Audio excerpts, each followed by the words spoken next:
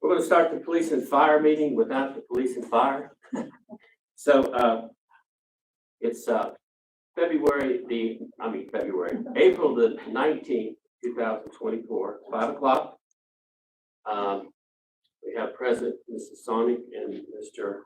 Lawson.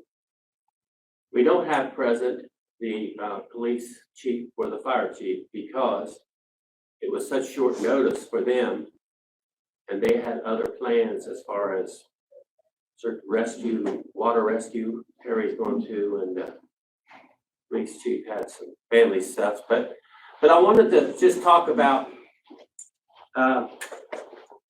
I wanted to talk about the 911.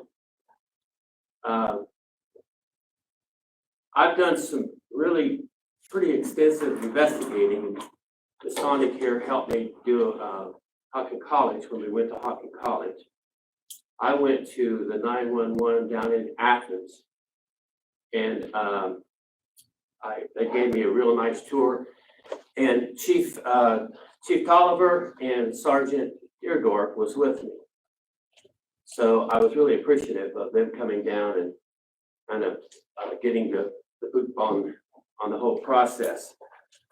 I've also talked to the mayor of Athens. Well, let me put it this way. I've called him and texted him, but he hasn't called me back. But I left him a message. They're doing their own dispatching, and I'm just doing a little research on that. Plus, I've talked to the mayor of Logan, Greg Fraunfelder, and he's given me some figures as far as what Logan does for their own self-dispatching. They do their own dispatching. So that's what I was going to kind of go over tonight with the police chief, and kind of get some ideas from him on if we could do any kind of a research thing. Now, I don't know how this 911 goes. I talked to Teresa Savage down at the 911 facility, and I asked her whether, I don't know if she's authorized to say this, but I asked her if we did sign with them, if we could do 1-year contract and just see how it goes with them, rather than launching into a 3-year deal and things don't go right. And she said, you can do a 1-year contract, sure. So I'm going to suggest that we do a 1-year contract. I'm going to suggest that we also investigate some other options with our dispatching. I feel the safety of our police officers and the safety of the citizens would be better served if the police was dispatching their own people. I think it would be a little more personal. I think it would be a little more thorough. And that's what I'm trying to investigate a little bit to see how that all works, and financially how it would work. And the financial part of it is probably not as important as the safety for police and citizens. I was going to talk to the chief about that because I wanted him to maybe put together what we could do if we did our own dispatching, as far as cost, as far as how many men we would need, how many people we'd need, not men, but how many people we'd need, if we could do part-time dispatchers, pay them a different wage and not pay their benefits, things like that. But since he's not here, we won't have the opportunity, or I won't have the opportunity to do that. Do you have anything, Nancy? I was just wondering, you said you talked to several, towns about their dispatching. And do you have any type of figures? I do have figures. I left my phone in the car because we've caught a little devil about our phones being up here. So, but I talked to Greg, the mayor up in Logan, and he sent me figures, and they were rather large figures. Mm-hmm. But he also, I asked him, how many dispatchers do you have? He said 3. I don't know how you dispatch with 3 people unless it's 3 people working an 8-hour shift 7 days a week. Because, 3 8s are 24, so 3 people for dispatching. So I was going to go up, and he said I could come up there May the 15th and go through their facilities and see how they do it, and he could give me some figures. He gave me a figure of $250,000. That's benefits and everything a year. 250,000? Yes, ma'am. And I think we could probably, I don't know how many police officers they have. So these are the kind of things I'm going to be trying to look into to see how many officers they have and how they're dispatching them versus what we're doing with our police department and how they're being dispatched. I really feel, and I swear, I feel this deeply, that we could take care of our police officers if we did our own dispatching. They used to do They that used to in do this that, town. and I think it Mr. was Taylor was there for years. I think it was a fiscal thing that came up. I'm not too sure, but because I wasn't Cost here. effective. Yeah. Well, here's the thing, Mr. Lawson. If you put money on safety, and I think somebody in the audience here commented that one time to me while I was talking about the 911 versus Hocking. If you put money in it, and it stuck, it rang. If you put money on safety of the officers and the citizens, I don't think you should. I think Mr. Sappington has said that we are pretty healthy in our general fund. So my suggestion was going to be to the chief, if he could do a analysis of how many people, what shifts he would work them, what their costs would be versus us paying their benefits and not paying their benefits, putting them on a subcontract. Just all these things I wanted to talk to him about and see if he could research it and see what it was. I'm going to do my own research on it and see what I can find out from Athens and Logan. Now, I'm not copying either one of them. I'm just getting some figures so we could come in here with, some real logical figures on what it would cost us. So my point is, if we do a year contract with 911 and do a savings for a budget the following year after the 911 contract, then maybe we could do that every year, put money back for that, for the dispatching departments and keep it going for 12 months, and then we'd have that paid and wouldn't be in a pinch. So that's my suggestion. If I may? You may. Thank you. I've discussed this with Mr. Clement, and these are the figures that we came up with. And this would be for Nelsonville. I'm sorry. Yes, for Now, Nelsonville. what are these figures? What are these figures Okay. for? Dispatching? Yes, sir, it is. Okay. Okay, for 4 dispatchers at $20 an hour, which is a general average for a dispatcher. I get similar. Yeah. Okay, that would be $300 a week. And it's I'm sorry, 800. 800? Oh, I apologize for that. 40 hours.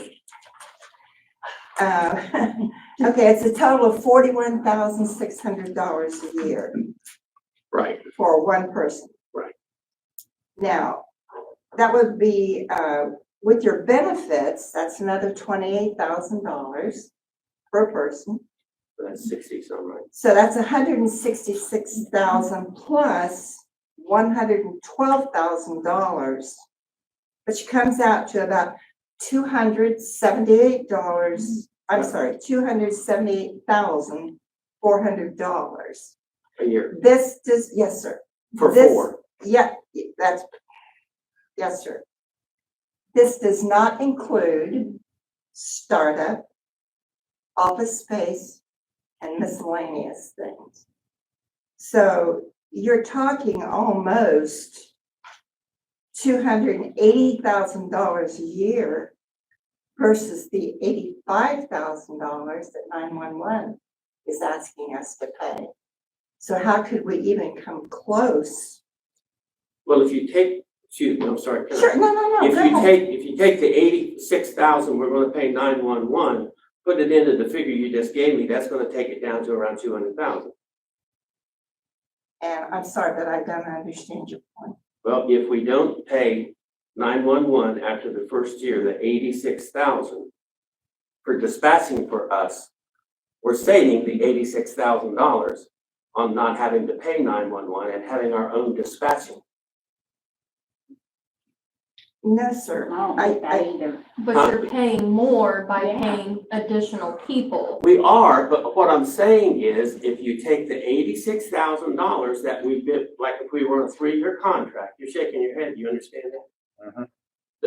If you take the $86,000 on the contract we have with 911, and if we did 3 years, it would be $240,000 or $250,000.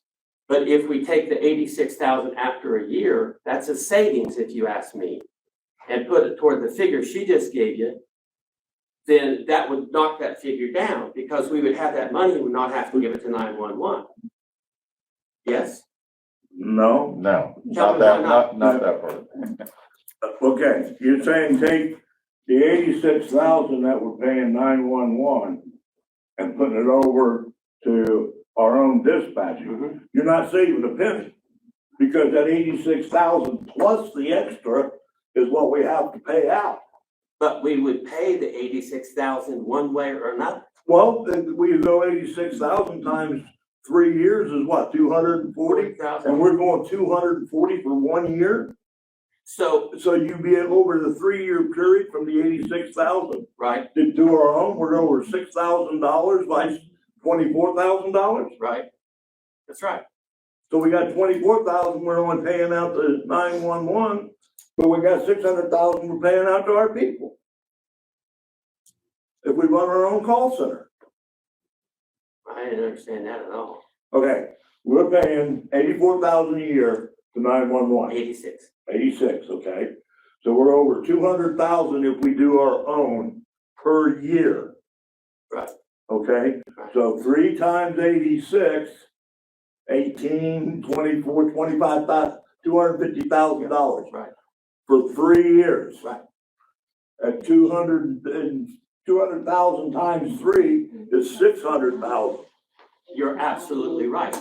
So we What are you're leaving paying, out, Mr. Lawson, is what you're leaving out is the safety quality that you're going to be getting. which I feel will get better with 911. I don't believe so. Well, All right, 911 was gentlemen, just- gentlemen, please. 911 was just down for 2 hours. So During something the else to storm. look into with that list they would give the other night, that the 14 things from risk assessment that I. Right.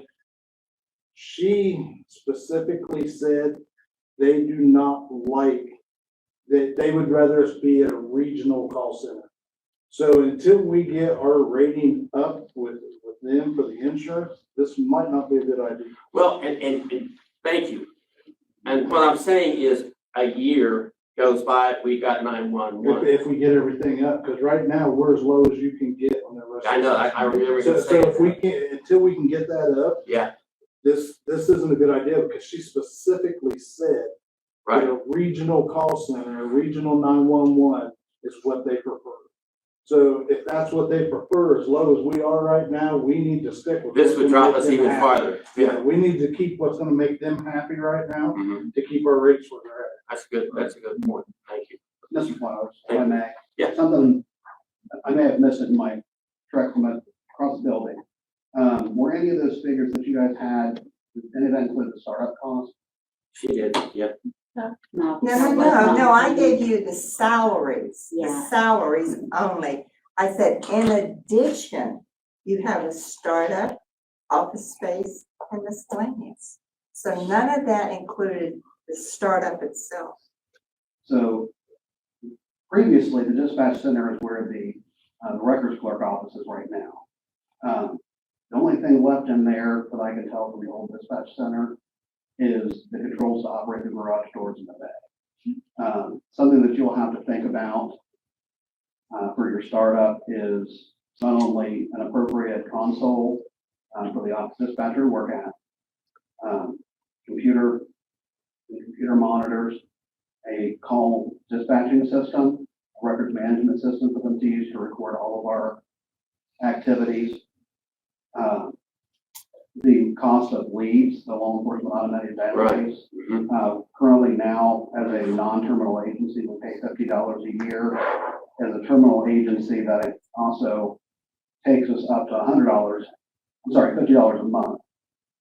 Being a terminal agency would raise us to $100 a month, just in that aspect there.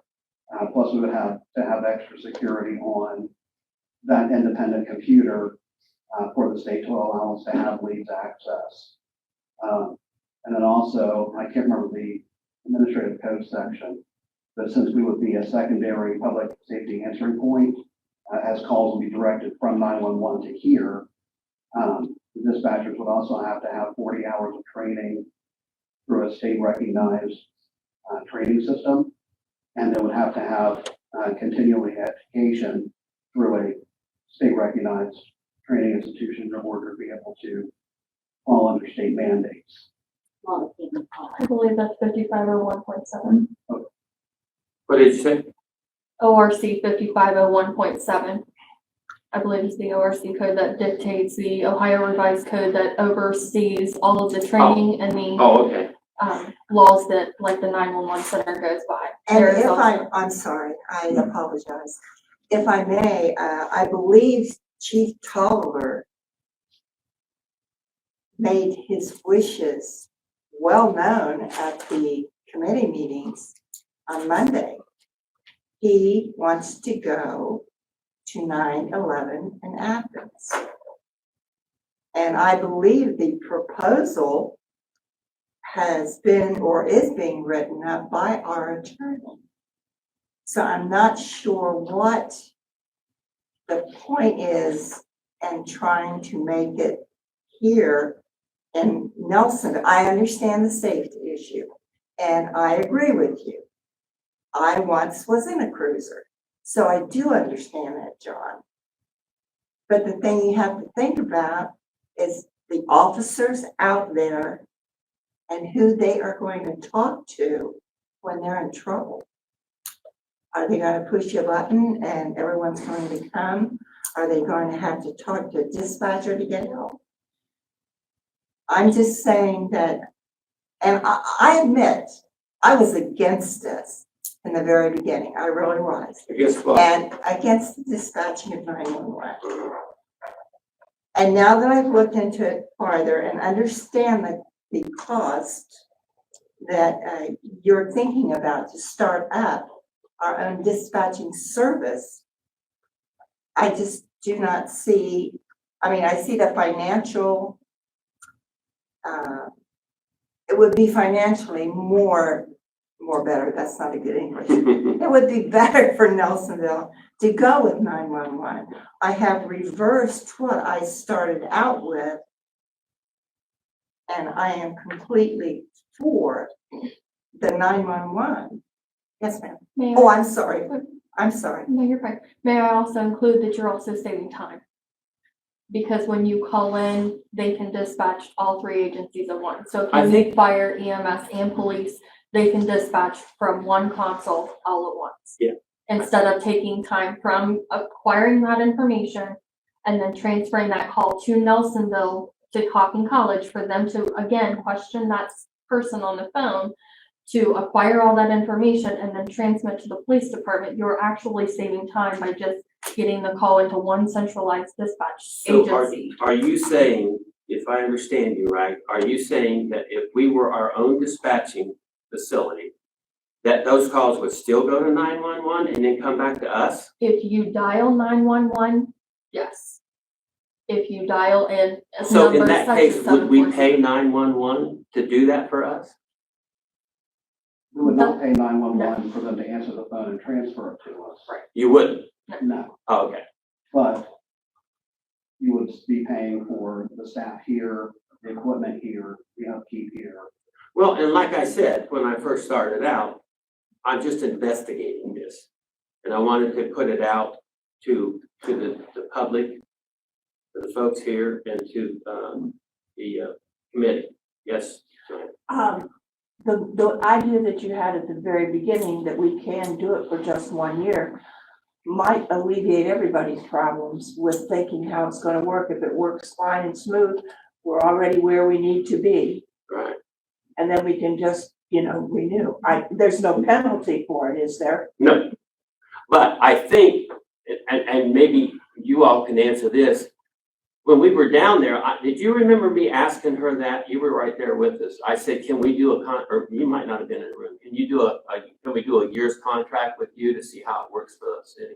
Say, I don't recall the terms of the contract. You may have been out of the room when I said that, but I asked her and she said yes. But I don't know if I asked her, well, after the first year, will the cost go up? Because if you sign a 3-year contract, you're locking in Yeah, for years. There you go, it's cost, $86,000. yeah, the more years we get, the cheaper we get it for. Well, but I know one thing that, when you start talking about a 3-year contract, if things go awry, then what do? You're locked into 3 years. What would you consider going awry? What would be your issues with that? Well, since I'm not a dispatcher, I would not know. No, I'm serious. I don't know. I don't understand. As far as going with our own, I know 3 law enforcement agencies that had their own, Right. and they got rid of them real quick. Well, I think Athens got rid of theirs, but now they're back dispatching again. But The when city you, of Athens has kept theirs and Ohio University's kept theirs. when you talk about 4 employees, you need more than 4 employees for the dispatcher. Because if somebody gets sick, somebody gets injured, Right. now you're looking to fill a vacant spot Right. with untrained personnel. The 911 call center has the backup personnel Oh, I already know in that. hand. I was very Okay. impressed with it. Yeah. The chances that the 911 call center, with the amount of people they have and the amount of customers they service, going awry is gonna be kind of hard. Because our agency will be working with them and everybody will be on the same page in the area. So the biggest rub that I hear on that, or the biggest complaint I hear on that, is when I was over there and Devin was showing me how the telephone is going to work after hours. Now, if you can speak on that, because here's what I heard him say. If you call in after hours to the police, I got a dog bark and I got somebody loud music next door and I need something done. 911 has said, I could be wrong, but I heard her say, or somebody said, that they won't take those calls anymore. That's They it. will take those calls. Wait a minute, hold on a second. Yes. 1 second, please. So the way the telephone system is gonna work once the switch is made over to 911 is currently, if you call, Breeze extension, Right. 300, whatever it is, there's a 5-option menu that comes up. And this menu will be transferred over to the 736 number once the transfer is made. Option 1, and starts out with, if you have an emergency call, hang up now and dial 911. The first option is if you need to have an officer dispatched to your residence to take a report, press 1. Option 2 may be for the city manager's office. 3 and 4 are Reports, for yeah. mayor's clerk questions, requesting police reports, whatnot from the clerk. Right. And then option 5 goes back to the evidence room. Goes back to what? The evidence room. So when he played it back to me was, and maybe I'm not the sharpest knife in the drawer, but I couldn't understand how we could get to an officer. Well, let me just start again. Then after that happens and they push 1, that goes to 911. That rings into the 911 zone. Then 911 picks it up and they said, I got somebody raising Cain next door and it's 2 a.m. I need something done. Then Devin told me, then they contact an officer on duty. Correct. Is that right? That is right. How do they contact the officer on duty? By radio. On the radio? Mhm. Okay. They create an incident, what's called a call sheet. So they will take those calls. Yes, they will take this call. It just has to come here to get to them so they can get to the officers. Yes. Okay. Well, it doesn't actually come here physically. It just goes to that number and then is transferred over. Is that radio then right with the officer that's to be called? Yes, we've got them in the cars, we've got them on our Yes, hips. okay, I think that clears that up. Yeah. Because you get immediate contact with the person that is being responded. Now, the way I understand it, they can call that number or they can dial straight into 911 and 911 will dispatch somebody out. Correct. They like to keep the 911 reserved for life or death. Right. And then the non-emergency number for noise complaints, barking dogs, non-active. So you're saying if they do dial 911 for the dog barking dogs or neighbor complaint, they'll still dispatch? Right, they'll, they may educate them a little bit on, Don't call 911 for barking reasons dogs? for calling 911, why not to call 911. Once we get closer to that transition point, we're going to be doing some public education on our end as well, through social media and any kind of events we have coming up, to be able to educate public and our residents on, the reasons to call 911 or the reasons to call a non-emergency number. Right now, the 1736 number for the police department is transferred up to Hocking College. So Right. They're not going, the public is not going to notice any difference on their end when they pick up the phone and call for help on a non-emergency line. The only difference they're going to notice is if they call 911, they're not going to have to give the nature of their emergency and their information 2 times. So that's the difference between having someone here in our town as opposed to the 911. That's what you're talking about, sir, is that not correct? Yes, ma'am. So as I started the meeting out, I said I'm investigating this possibility. And I appreciate everybody's input on it because I think it's something deep inside me tells me that this might be the right thing to do, but it's up to the citizens, if you ask me, and the police department. I think I was very impressed with Teresa down there when she showed us through that place. Mhm. And she did a fabulous job. And I saw on Facebook where some of the ladies that were down there got awarded certificates for, some lady called in and said they thought she thinks her niece or daughter was having a stroke. No, that was the highway patrol. Was that the highway patrol? Mhm. But that was the same 911 people, wasn't it? No, the state has their own dispatchers. Those people look like the redheaded girl that was down there the day I was down there. No, those 3 were now ordered dispatchers for the highway patrol. Oh, How okay. did they get them instead of 911? Anybody that calls 911 goes to 911. So say if there's a traffic crash up on 33, 911 takes the information, they're able to dispatch fire and EMS. And once they get that information obtained, their call is then transferred to 911, who has their dispatchers that specialize in traffic enforcement and that kind of stuff. That would be the highway patrol. Right. The Yes. city of Athens or Ohio University is the same way. However, the city of Athens has 4 dispatchers total. And if one of them takes a day off or calls off, one of the other dispatchers may get mandated to stay, or they have the ability to bring an officer off the road to sit desk. They have that training there. For here, for that to happen, if the officer's taken off the road, that may only leave one person to work with the entire town. Okay. So, I believe when we left 911 3 years ago, you would have been around. Hmm. I think that it wasn't a quality thing. They were doing what they were supposed to. It was something to do with what they were charging us. Compared to what Hocking College was going to charge us, is why it got there. There was never an issue with their dispatch. I was told that our former chief got a little upset with 911 because 911 was pushing the calls for the sheriff's department ahead of any. Is that true? No, it is not true. Okay. Yeah, I don't recall there ever being talk about them not doing what they were supposed to or quality work. Right. It came down to where we were one of the founding towns or something in 911, if I Yeah. remember right. I heard that. And we were being charged more than what some other towns were being charged.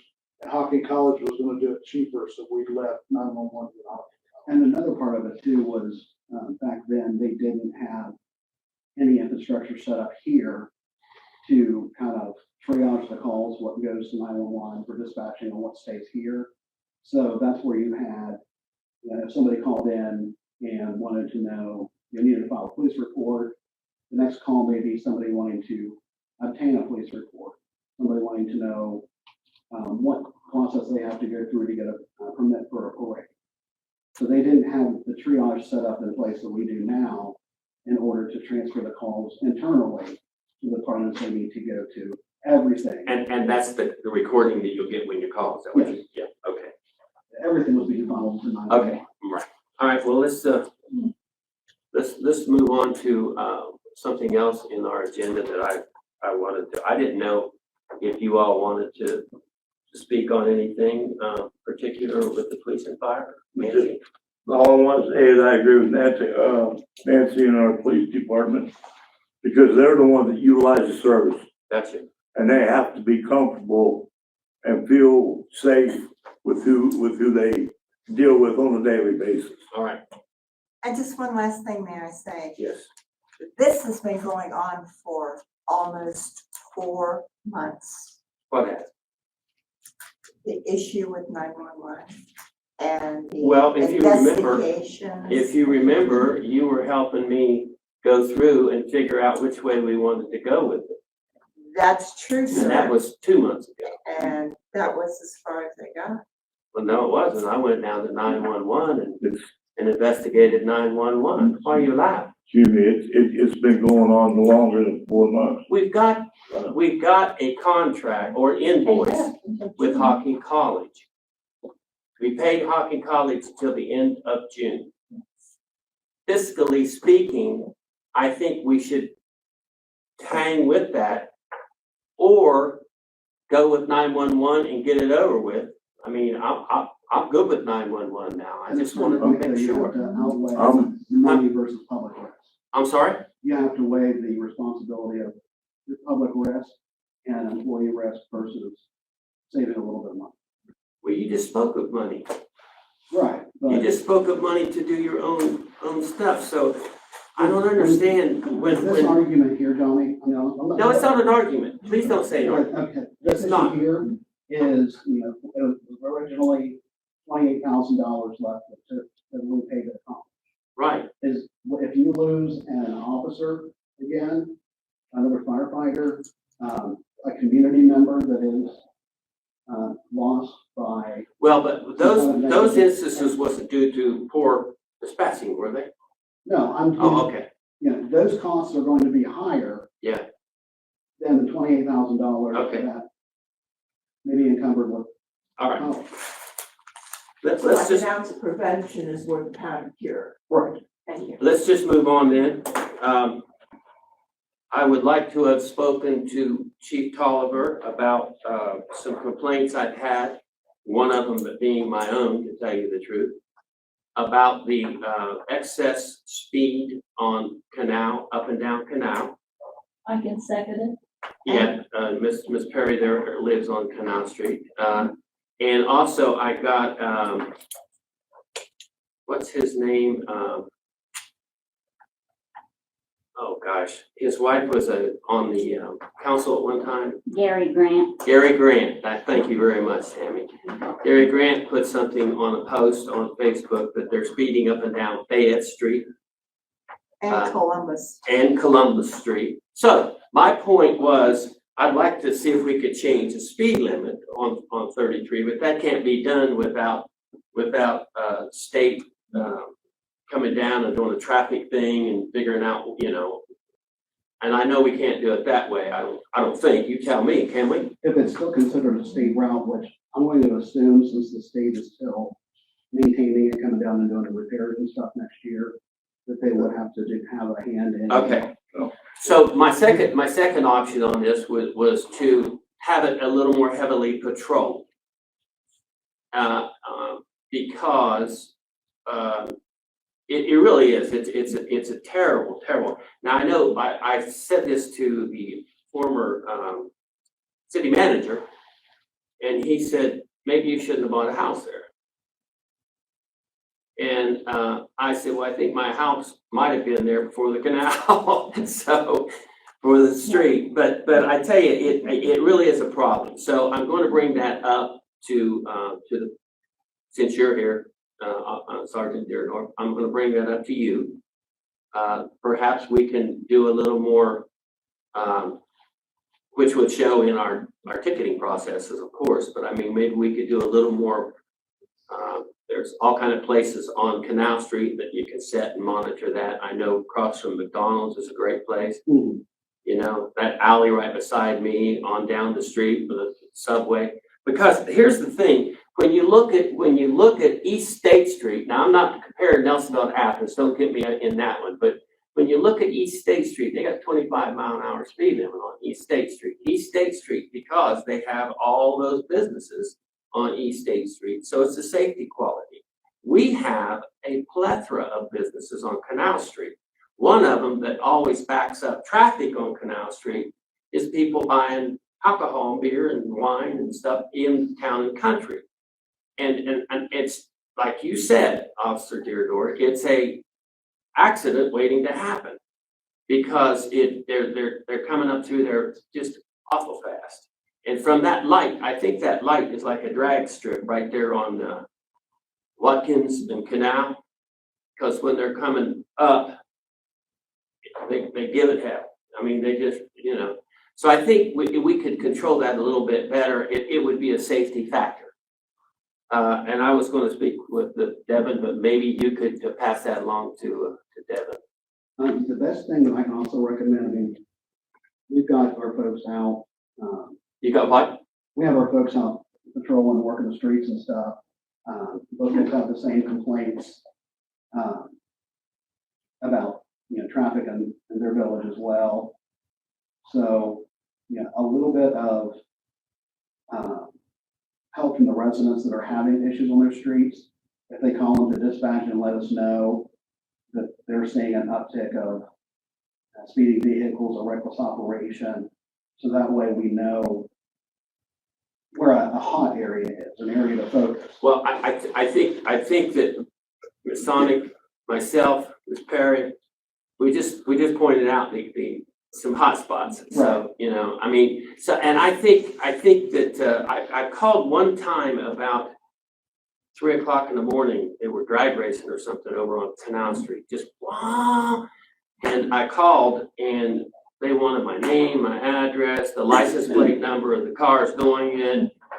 And I thought, well, what am I gonna do? I mean, what do you do with that? You know, you can't pinpoint the license plate number from your window. But anyway, it's a suggestion that I had complaints and I would like to pass that along. Do you have anything to say? The east end's bad. I mean, I got them running up, I got them running 55 mile an hour up through on Chestnut where I live, on the Blacktop. And I've literally been going 35 miles an hour down Canal Street and literally had people pass me going around on Canal. I think a presence would slow people down and a consistent presence. Right.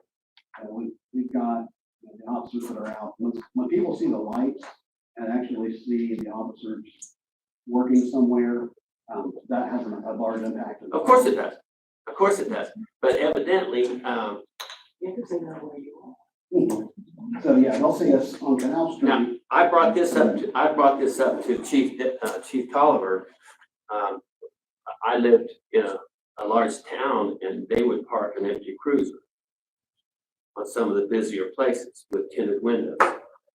And that slowed it slowed me down a lot because, you know, when you saw that, you'd think, whoa, I better, because I used to get all kinds of speeding tickets, you know, and so I suggested that to him and I think Mr. Kajimi even said that's a pretty good idea.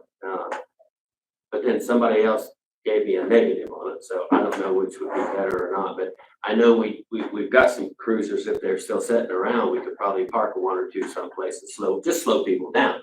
And something that seems to help a little bit too, especially over I've seen at Buffalo, that have the speed limit signs where it has the speed limit posted and the radar display of what the person's speed is. If we could put a couple or three of those along Now- Canal Street, that way. They have a big one. They have a big one that they used to set down on Canal Street, right there by McDonald's. And it would show that, well, it was sitting across the alley to the house going west. And it would give this, and we've got that. Have you seen that, Jason? What is it? It's a sign that, Yeah, The speed Oh, limit. 6 feet, it's back in the garage. yeah. Is it, it should be in your guys' garage. Yeah, Well, and I talked to Fitch, and Fitch says, well, I think it runs off a battery, right?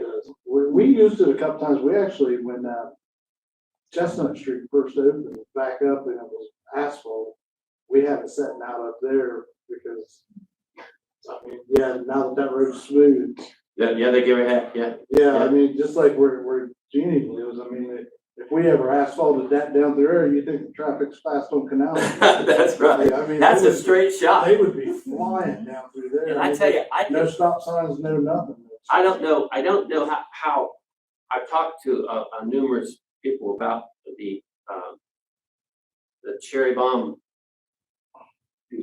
yeah, and then no exhaust. I'm a pretty big stickler for that. Well, I'd love to see somebody at least tell people, we're gonna start ticketing you if you don't fix these exhausts. Because I tell you,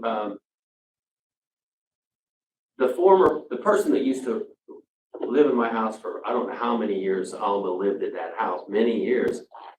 And I posted on Facebook when I first moved in there, something about that. And she said, I've never heard that.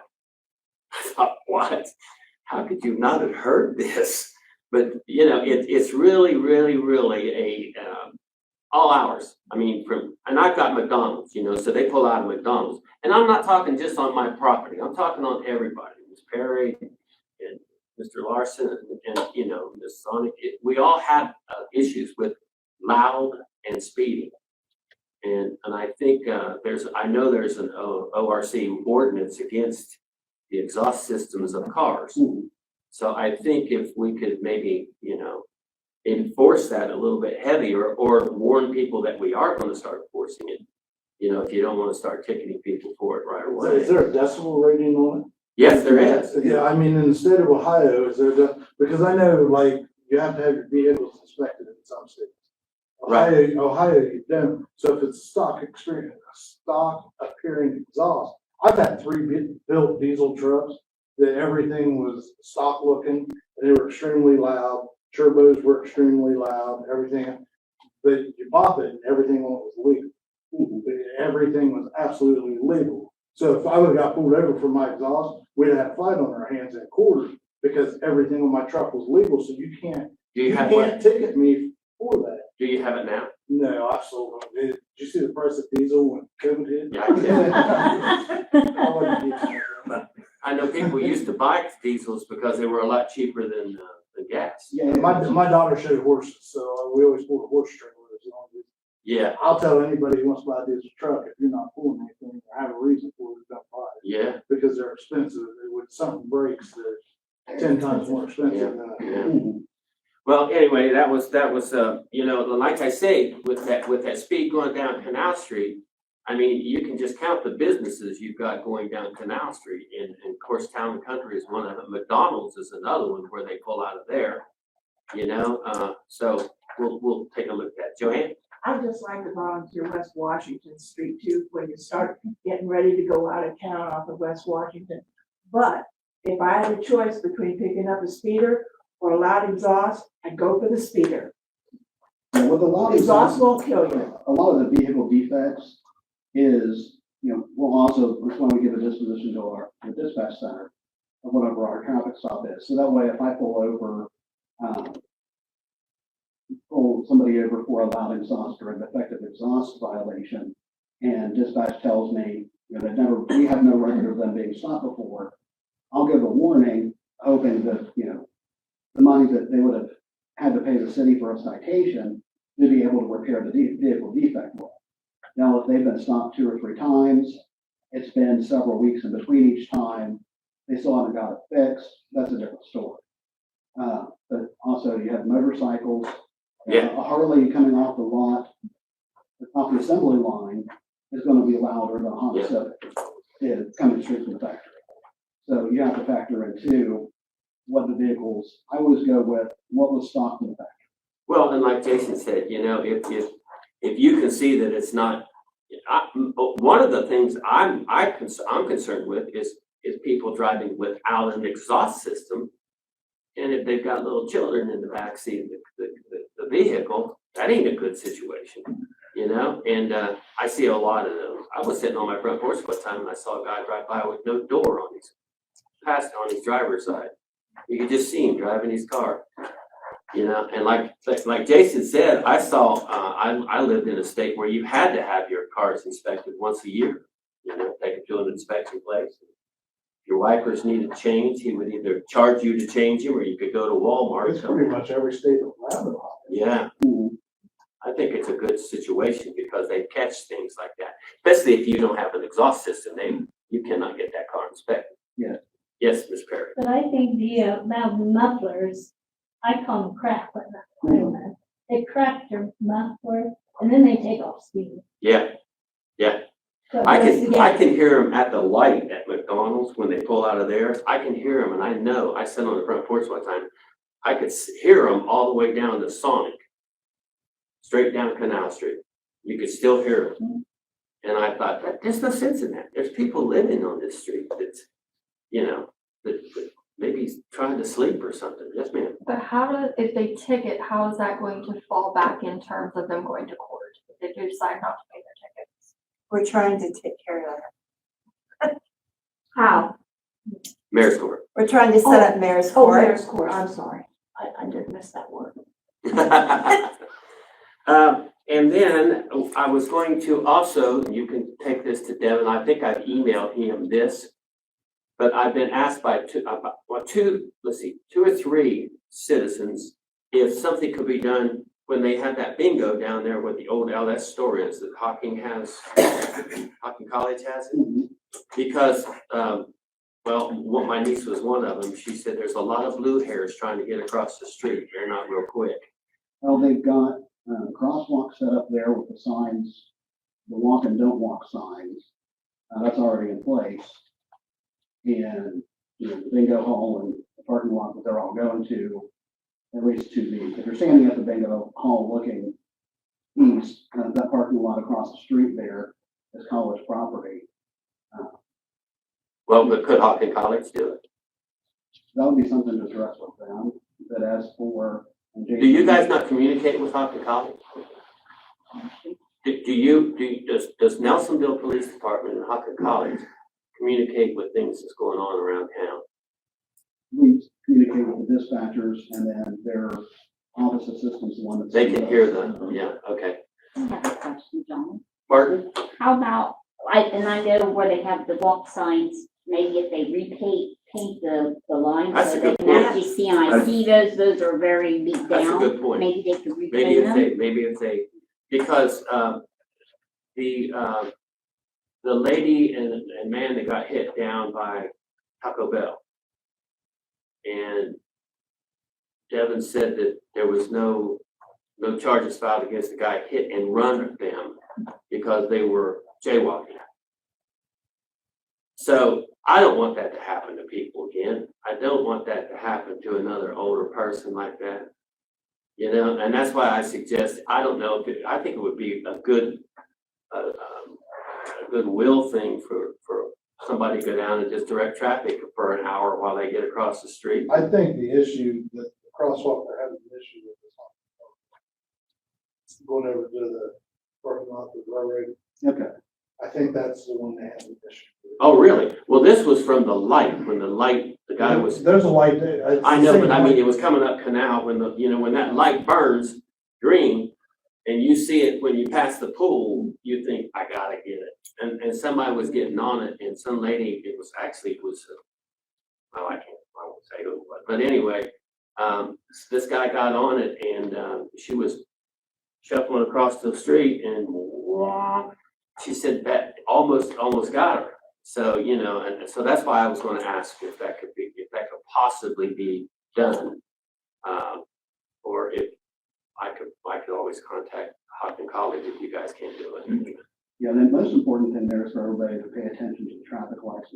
Well, yeah, it is, but you know, If most important thing is for the guy not to speed up Canal Street. Right, but if they've got a green light on Canal, they're gonna have a don't walk sign crossing Canal at the Yeah, same time. yeah. You know, whoever has the right of way with traffic has the right of way to pedestrian. That makes sense. So they would have the right of way crossing Hocking Parkway, but not the right of way to cross Canal while there's still traffic. They just came in 3 weeks ago, and redone all those to reset everything to make sure the timers were on.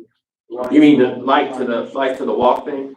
Say that, and then the lights for making sure that there was enough time from one turning, like just turn red, making sure there was A wait an amount of period. time before this one turned green.